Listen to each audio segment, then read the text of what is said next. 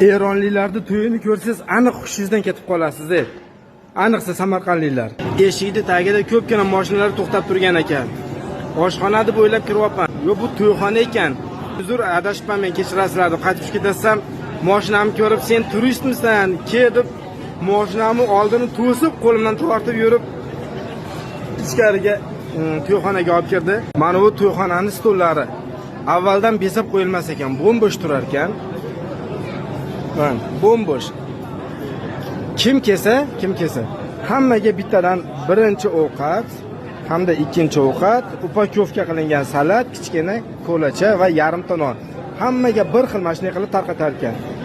Mana sizlarga ekonomika. Bular ortiqcha dabdaba yoki ortiqcha bir bezatishlar yo'q stolida. Suzib yurgan tirik baliqni qo'yib yubormas ekan stoliga. Bundan ham eng dahshatlisi nima aytaymi? Kelin bolani ozgina videoga olgani hayiqdim, gapni ochig'i. Kelin bola boshqa zalda alohida ayollar bilan birgalikda o'tirib choy ichyapti. Kuyov esa boyaga men o'tirgan zalda erkaklar bilan birga o'tirib choy ichyapti. Kelin kuyov uchun alohida stol yo'q.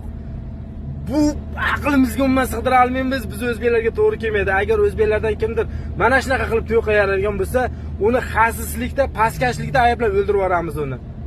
Bizga bo'lmas ekan u to'y. Chunki biz nima deb yashaymiz, bilasizlarmi? Odamlar nima deydi deb yashaymiz biz.